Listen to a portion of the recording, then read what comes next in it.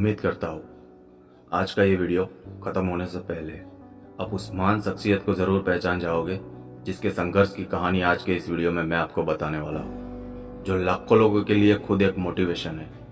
दुनिया के सबसे अमीर शख्सियतों में से एक बिल गेट्स का एक बहुत ही फेमस कोट है, तुम गरीबी में जन्मे हो इसमें तुम्हारी कोई गलती नहीं, लेकिन अगर तुम गरीबी में ही मरोगे तो इसके जिम्मेदार सिर्फ तुम होगे, क्योंकि तुम खुद अपने हालातों को बिगाड़ने या सुधारने के जिम्मेदार होते हो।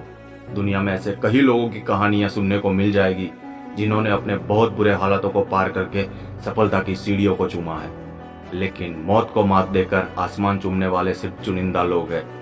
दुनिया में शायद ही कोई ऐसा इंसान होगा जिसे मौत से डर नहीं लगता होगा, लेकिन कुछ लोग ऐसे भी हैं जिन्होंने ना सिर्फ मौत को हराया बल्कि अपने सपनों को पूरा करके ऐसा इतिहास रच दिया जिसे कभी मिटाया नहीं जा सकता। और आज के इस वीडियो में भी एक ऐसी ही वर्ल्ड फेमस इंसान की बात होगी जिसने यमराज को चुनौती देकर मौत को हराया और ऐसा मुकाम हासिल किया कि आज उस इंसान के नाम का पहला अक्षर भी बोला जाए तो दुनिया के लगभग हर इंसान के जुबान पर उसी का। यकीन करना, आज की ये रियल लाइफ स्टोरी आपको अपने सपनों को पूरा करने के लिए इनकरेज कर देगी, जिंदगी जीने का एक नया तरीका आपके सामने रख देगी। Let's start the story. आज से 37 साल पहले फेब 1985 में यूरोप के एक बेहद ही खूबसूरत शहर पुर्तगाल में एक ऐसे बच्चे का जन्म हुआ था जो शायद पैदा होने से पहले इस दुनिया को अलविदा कह देता। आप शायद सोच रहे होंगे कि उसे कोई बीमारी होगी, लेकिन नहीं, खुद उसके माँ बाप उसे मारने वाले थे, मगर जानबूझ के नहीं, उनकी वो मजबूरी थी। दरअसल उसकी माँ लोगों के घर जाकर खाना बनाने का काम करती थी और उसके पिता शहर के म्यूनिसिपालिटी में माली का काम करते थे। इस बच्चे के जन्म से पहले इनको 2 बेटे और एक बेटी थी। वो दोनों अपने 3 बच्चों के साथ कच्ची छत वाले एक टूटे फूटे मकान में रहा करते थे। दोनों को इन 3 बच्चों के लिए 2 वक्त का खाना नसीब कराना बहुत मुश्किल हो रहा था और उसी बीच माँ चौथे बच्चे को लेकर प्रेग्नेंट थी।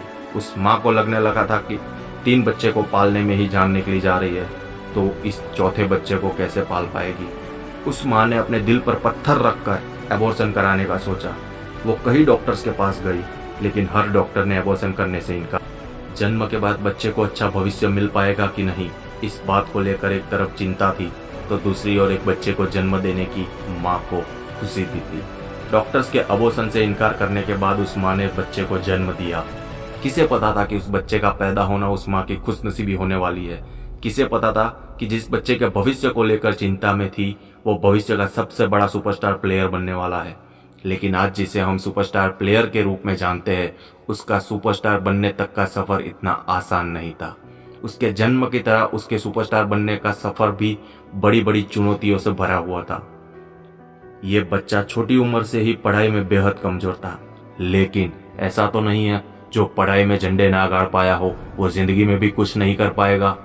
हर किसी के पास किसी न किसी स्किल्स के रूप में टैलेंट मौजूद होता है, बस सही वक्त पर उसे पहचानने की ज़रूरत होती है। जो इंसान जितनी जल्दी अपने छुपे हुए टैलेंट को पहचानेगा वो उतनी ही जल्दी उस फील्ड का महारथी बनेगा। हमारे हीरो का टैलेंट फुटबॉल खेलना था। शायद उसने बहुत कम उम्र में ही अपने फुटबॉल टैलेंट को जान लिया था। टैलेंट का मतलब सीधा सा है, जिस चीज़ के बारे में आपको नॉलेज है और ज़्यादा इंटरेस्ट जिस चीज़ में आपको है, अगर जी जान से उसकी प्रैक्टिस की जाए तो वही आपका टैलेंट बने। किसे पता था कि आगे यही इंटरेस्ट उसे सुपरस्टार प्लेयर बनाने के लिए उसकी राह देख रहा है। अपने इंटरेस्ट पर किसी भी दूसरी चीज का उसने बिल्कुल भी प्रभाव नहीं पड़ने दिया। नतीजन मात्र 7 साल की उम्र में ही उसे फुटबॉल क्लब में खेलने का मौका मिल गया और उसकी जबरदस्त स्किल को देखते हुए सिर्फ 11 साल की उम्र में ही पुर्तगाल के सबसे बड़े फुटबॉल क्लब में उसे शामिल कर दिया। फुटबॉल के इस जुनून की वजह से उसे परिवार को छोड़कर जाना पड़ा। वो अपने परिवार से इतना ज़्यादा डीपली जुड़ा हुआ था कि जाते वक्त वो खूब रोया और उसे पता था कि परिवार को दुख की घड़ियों से बाहर निकालना है तो परिवार को छोड़कर जाना ही पड़ेगा। 14 साल की उम्र में ही उसके स्कूल के टीचर ने उसको डांटा तो उसने अपने पास रखी कुर्सी टीचर को दे मारी। टीचर ने पूरे गुस्से में आकर उसे बोला कि तू लाइफ में कुछ नहीं कर पाएगा, तू जैसा है वैसा ही रहेगा। इस बात को उस बंदे ने इतना दिल पर ले लिया और वो पहले से भी ज़्यादा प्रैक्टिस करने लगा, अपने स्किल्स को और ज़्यादा इम्प्रूव करने लगा। आज वो बंदा इतना सक्सेसफुल हो चुका है, लेकिन उसके बावजूद भी हर दिन अपनी प्रैक्टिस को करना कभी नहीं छोड़ता। अभी उसका जुनून सिर चढ़कर बोला ही था कि उसकी लाइफ में एक बहुत बड़ी चुनौती सामने आ खड़ी हुई। 15 साल की उम्र में उसे पता चला कि उसे दिल से जुड़ी हुई एक बीमारी है। डॉक्टर्स ने उसे साफ कह दिया कि तुम्हें फुटबॉल खेलना बंद करना होगा या फिर एक बहुत ही रिस्की हार्ट सर्जरी करनी होगी, जिसमें जान जाने का चांस बहुत ज़्यादा है। मतलब उसके पास दो ऑप्शन थे, एक फुटबॉल, एक दूसरी उसकी जान। उसने फुटबॉल के लिए अपनी जान दांव पर ने तो जान के आगे अपने पैशन को चुना था। मौत को तो उसके सामने झुकना ही था। वो मौत के मुंह से बाहर निकल कर आया। कुछ दिनों के ब्रेक के बाद उसने फिर से पूरे जोश के साथ फुटबॉल की प्रैक्टिस करना शुरू कर दिया। महज 18 साल की उम्र में उसे एक बहुत बड़े फुटबॉल क्लब ने 24 मिलियन की भारी रकम के साथ उसे खरीद लिया। उस वक्त किसी भी 18 साल के प्लेयर को दी गई ये सबसे बड़ी रकम थी। अभी कामयाबी की राह शुरू ही हुई थी कि उसके लाइफ की सबसे बड़ी ट्रेजेडी उसके सामने आ खड़ी हुई। 2005 में शराब पीने की वजह से उसके पिता की मौत हो गई। इस घटना ने उसको हिला कर रख दिया, क्योंकि वो उसके पिता ही थे जो हर बात को लेकर उसे सपोर्ट करते थे।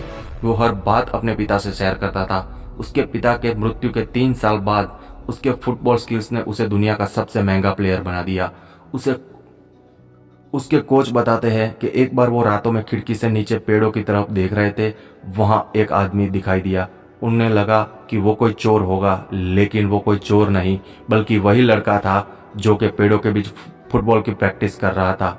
दोस्तों, इतनी सक्सेस हासिल करने के बावजूद आज भी वो खिलाड़ी रोज फुटबॉल की प्रैक्टिस करता है, रोज जिम जाता है, एक्सरसाइज करता है। और इसी हार्ड वर्क और डेडिकेशन की बदौलत इसने फुटबॉल की दुनिया में ऐसे ऐसे रिकॉर्ड बनाए कि कोई भी प्लेयर इनके रिकॉर्ड के आसपास पहुंचने का बस सपना ही देखता है।